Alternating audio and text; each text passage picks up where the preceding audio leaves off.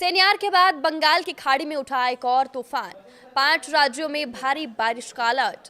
नमस्कार, मैं हूं साक्षी झा और आप देख रहे हैं न्यूज 18 का डिजिटल प्लेटफॉर्म। बंगाल की खाड़ी में सेनियार के बाद एक और तूफान उठा है, जिसके चलते तमिलनाडु, केरल और आंध्र प्रदेश में भारी बारिश का अलर्ट जारी किया गया है। मौसम विभाग ने लोगों को सतर्क रहने और मछुआरों को समुद्र में न जाने की चेतावनी दी है। चक्रवाती तूफान सेनियार लगातार कमजोर हो रहा है। इस बीच मौसम विभाग ने बताया कि बंगाल की खाड़ी में एक और तूफान दस्तक दे रहा है। ये तूफान दितवाह है। इन दोनों तूफानों ने भारत के लिए चिंता बढ़ा दी है। भारतीय मौसम विज्ञान विभाग के अनुसार दितवाह तूफान का असर भारत के दक्षिणी राज्यों में देखने को मिलेगा। आईएमडी ने बताया है कि इन तूफानों के कारण दक्षिण भारत के तटीय इलाकों में मौसम बिगड़ने की संभावना है। विभाग ने बताया कि गुरुवार को बंगाल की खाड़ी में बना गहरा दबाव चक्रवात दितवाह में बदल गया। बंगाल की खाड़ी में बने इस खतरनाक सिस्टम को देखते हुए भारतीय मौसम विभाग ने भी प्री साइक्लोन अलर्ट जारी कर दिया है।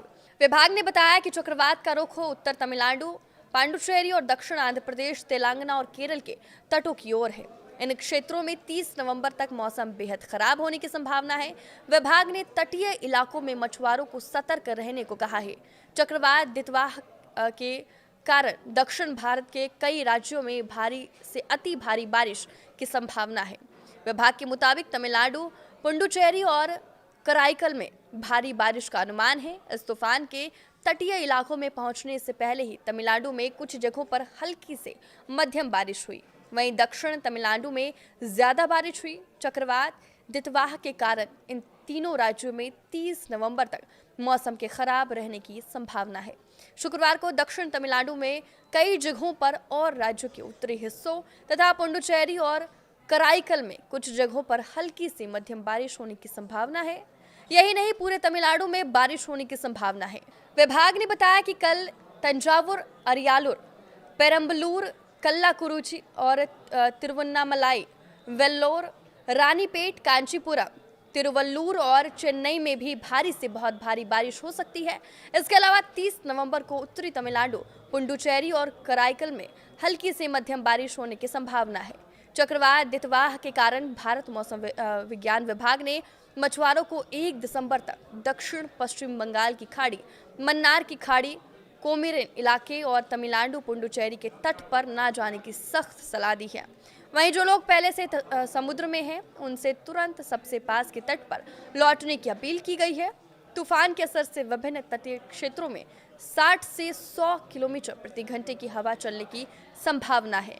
दक्षिण तमिलनाडु, पुडुचेरी, श्रीलंका और दक्षिण आंध्र तटों पर गेल फोर्स हवाएं चलेगी।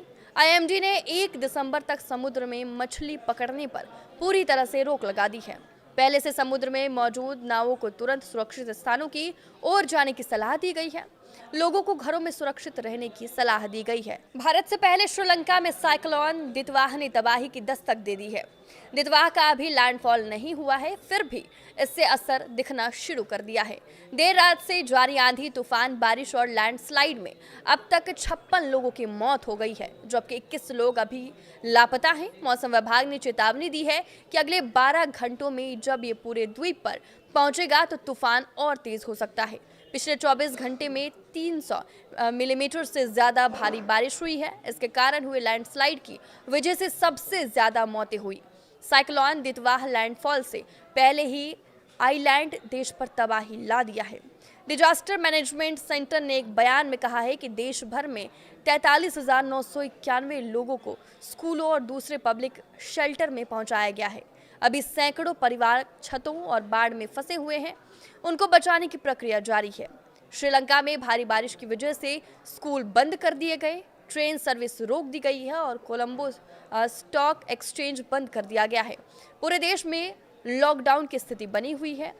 डीएमसी में emergency operation director brigadier S धर्म विक्रांता ने रॉयटर्स को बताया कि हम सबसे ज्यादा प्रभावित इलाकों में रेस्क्यू ऑपरेशन जारी रखे हुए हैं, लेकिन कुछ गांवों तक पहुंचना मुश्किल है क्योंकि लैंडस्लाइड की वजह से सड़कें ब्लॉक है। हम सभी को सुरक्षित निकालने की पूरी कोशिश कर रहे हैं।